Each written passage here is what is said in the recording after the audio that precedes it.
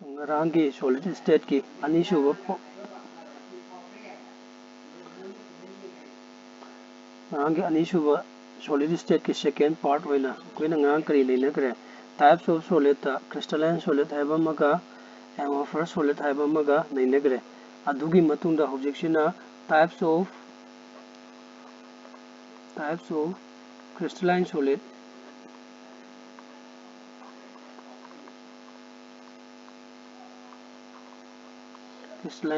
crystalline solid ki type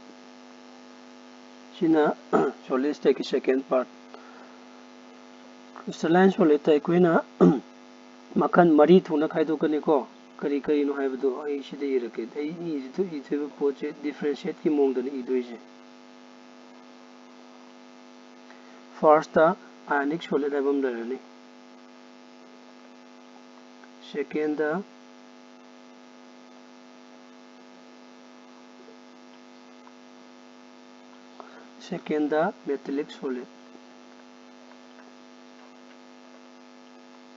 metallic solid third covalent solid then last the molecular solid sumaina crystalline solid ji makan mari thona khaidokane ionic solid haiba maga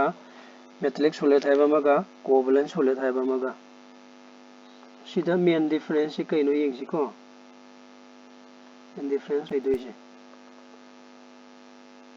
first constituent particle zero first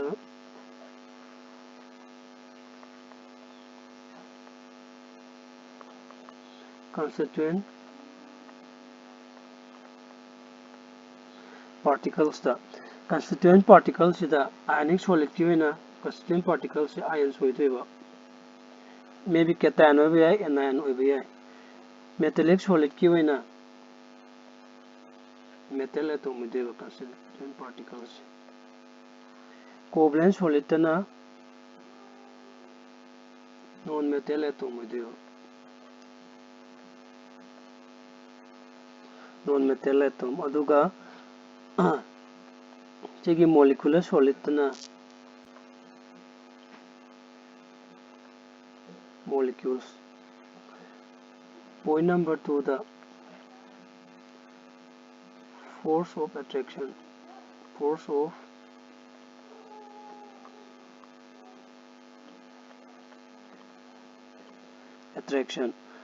of attraction je ionic solid kina electrostatic force hoideba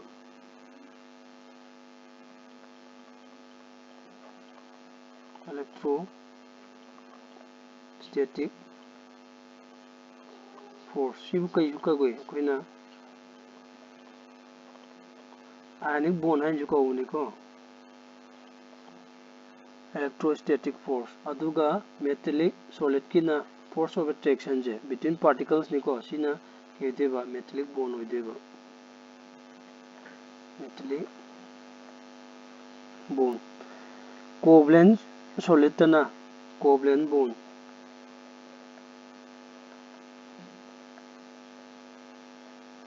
aduga sigi molecular solid tana van der Waals force of attraction hoideba van der Waals force of attraction koina ka hoidaba mana sigi van der Waals force of attraction se weak force of attraction liko si weak force of attraction ne point number 3 da melting point and boiling point melting and boiling point se ionic solid ki oina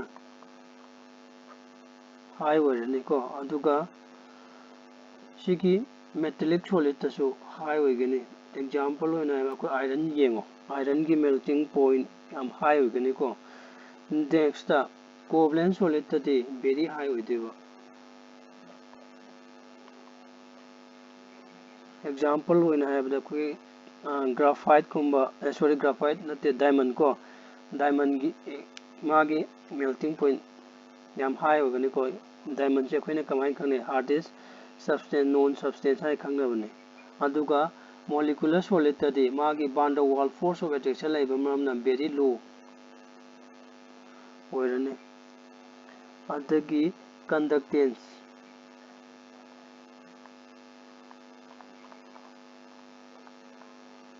conductance ionic solid ti magi molten state ta conduct toba ngamgane bako in molten state ta aduga metallic solid chidi why highest hoigani ko conductance ta maramdi electron de free oireba metallic solid ta de highest oirani aduga sigi covalent da di conductivity conductance kai oirgani magi very high oido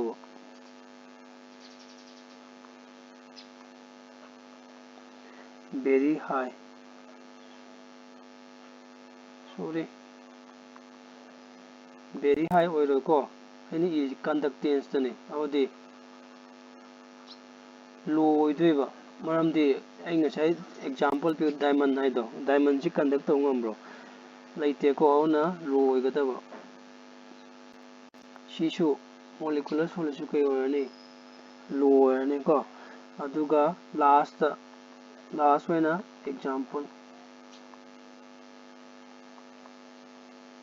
example the ionic solid ki example the NaCl gumba KCl gumba zinc sulfide gumba ko aduga metallic solid ki example dana iron gumba zinc gumba copper gumba sidati samsam bida inga side haibada diamond piro example sidana water gumba carbon dioxide yani ko so ngasigi solid state part 2 da sima kai taro ko types of crystalline solid haiba sibawo so hayeng da mu continue to thank you